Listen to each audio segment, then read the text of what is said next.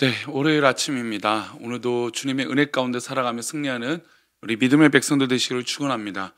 잠시 기도하시고 오늘의 말씀 나누겠습니다. 하나님, 감사합니다. 오늘도 주님의 은혜 가운데 살아가며 또 추운 날씨 가운데도 우리 성도들을 지켜주시고 특별히 코로나나 또 모든 위기 가운데 우리 성도들을 강건하고 건강으로 지켜주옵소서.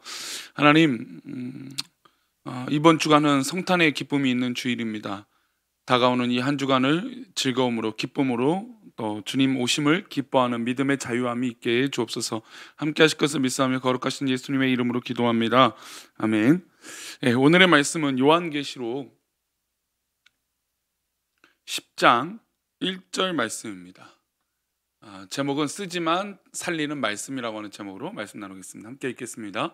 내가 또 보니 힘센 다른 천사가 구름을 입고 하늘에서 내려오는데 그 머리 위에 무지개가 있고 그 얼굴은 해 같고 그 발은 불기둥 같으며. 아멘. 네. 남아이런 중천금이라는 말이 있습니다. 사실 어렸을 때부터 참 많이 들었던 건데요. 남자아이로 자라서 그런지 어른들이 꼭 그런 말을 했습니다. 말만 앞서지 말고 행동이 따라오지 않는 사람은 신뢰할 수 없다라고 하는 말씀이죠. 신뢰할 수 없는 사람과 어떻게 거래를 하며 관계를 만들고 큰 일을 도모할 수 있느냐, 이런 이야기입니다. 사회적으로 성공한 사람은 자신의 말을 생명처럼 지키는 사람입니다. 신앙인의 승리는 당연히 말과 행동이 일치를 해야 되는 것이죠. 이때 말은 인간의 말이 아니라 어떤 말일까요? 하나님의 말씀입니다. 신앙인은 말씀을 듣고 읽는 것으로 그쳐서는 안 되고 하나님의 말씀을 듣고 읽고 은혜를 받았다면 그 말씀을 붙들고 살아내야 됩니다. 오늘 말씀에는 하나님의 말씀을 읽고 듣는 것으로 그치지 않고 그 말씀을 지켜가는 것이 얼마나 중요한지 깨닫게 합니다. 또한 말씀을 지키는 과정에서 어떤 고통이 따르는지, 고통에도 불구하고 말씀을 지켜야 함을 교훈하고 있는 것이죠. 요한계시록은 세 가지 큰 심판이 나옵니다. 일곱의 인의 심판, 인을 떼면서 이루어지는 심판, 그 다음에 나팔을 불면서 이루어지는 일곱 가지의 심판, 그리고 대접을 부으면서 일곱 가지 심판이 일어나게 됩니다. 8장과 9장에서는 일곱 나팔의 심판이 얼마나 무서운지 우리에게 보여주었습니다. 8장에서는 첫 번째 천사부터 네 번째 천사까지 나팔을 불 때 하나님의 심판이 있고, 그 다음 9장에서는 다섯 번째와 여섯 번째 이 나팔을 불었을 때 일어나는 심판의 내용이 담겨 있습니다. 순서상 10장은 일곱 번째 천사가 나타나 불 때 심판이 기록되어져야 되는데 10장에는 일곱 천사가 기록되어 있지 않습니다. 일곱 번째 천사가 나타나는 건 11장 말미에 기록되어 있습니다.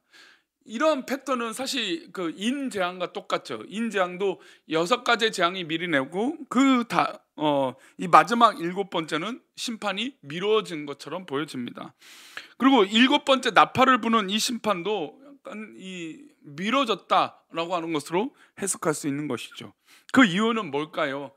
여섯 번째까지 인재앙과 여섯 번째까지 나팔재앙은 정말 극심한 재앙이었습니다. 근데 이제 마지막 일곱 번째는 이전과는 또 다른 엄청난 어려움과 또 곤란과 힘겨움과 또 이 심판이 다가오고 있다라는 것이죠.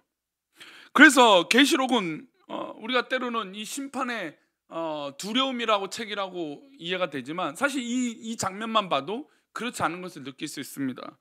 하나님의 심판은 여섯 번째하고 일곱 번째 왜 띄워졌을까라고 봤을 때 하나님은 그 사이 우리를 기다리고 계신다는 것이죠. 하나님께서 기다리고 계시고 우리에게 회복할 기회를 어떤 그런 시간을 허락하신 것입니다.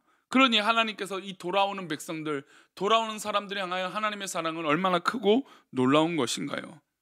하나님께서 일곱 번째 천사가 나팔을 불기까지 어떻게 기다리실까요? 1절과 2절 말씀 보겠습니다.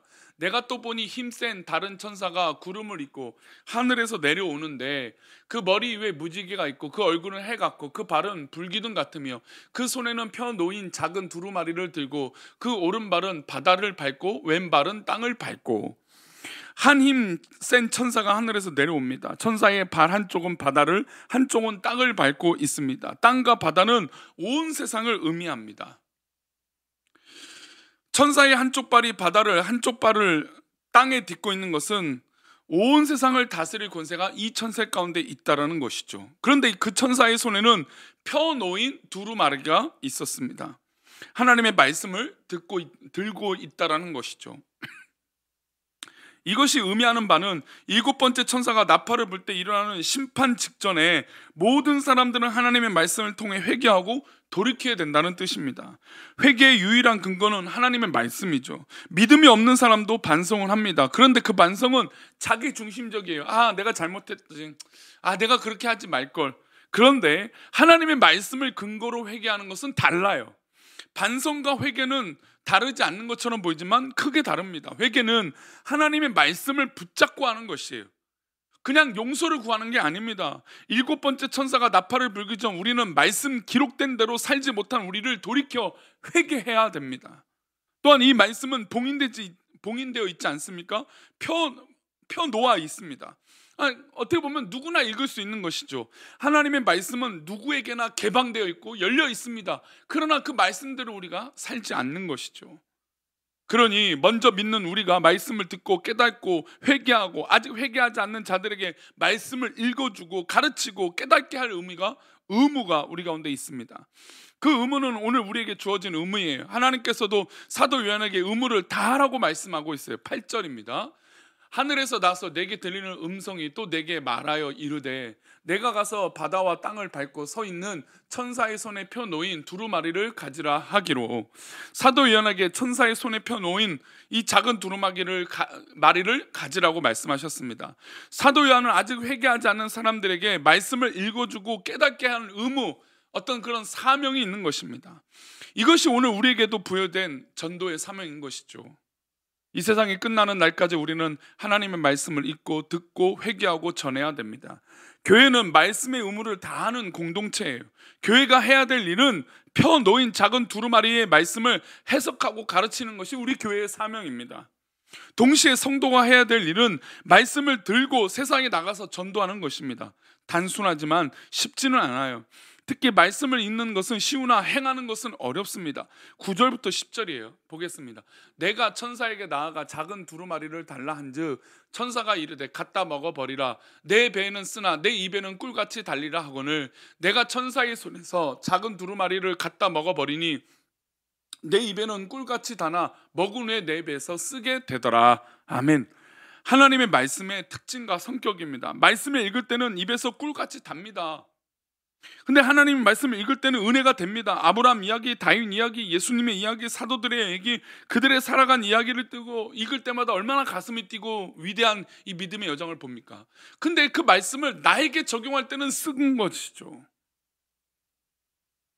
그 말씀을 소화시켜 내 것으로 만들기가 얼마나 힘듭니까? 그러나 이 쓰지만 나에게 적용될 때 나를 살리는 말씀이 바로 하나님의 말씀인 것이죠.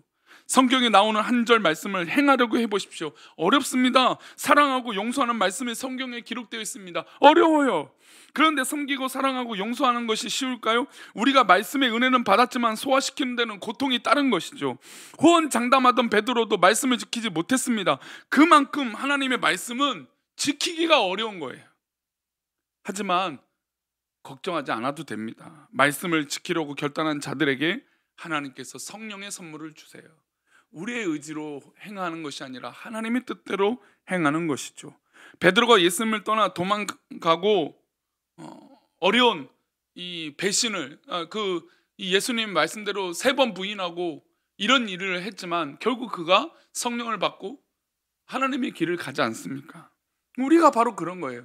하나님의 말씀을 읽고 정말 실천하는 건 쓰디 써요. 하지만 성령께서 내주하시고 역사하시면 그 모든 것들이 변화되고 정말 하나님 기뻐하시는 것으로 인도함을 받게 될 줄 믿습니다.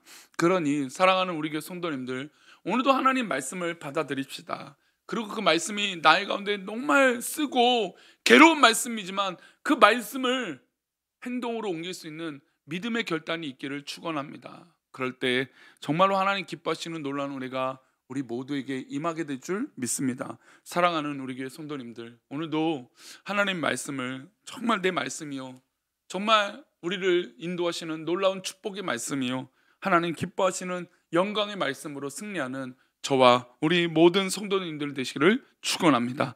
기도하겠습니다.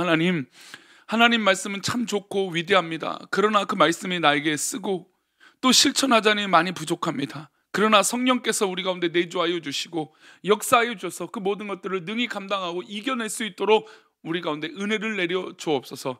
성탄의 기쁨, 예수님의 오심, 이 기쁨의 은혜가 우리 가운데 차고 넘칠 수 있도록 복을 내려 주옵소서. 우리를 지키시고 인도하실 것을 믿사오며 거룩하신 예수 그리스도 이름으로 기도 올렵나이다. 아멘.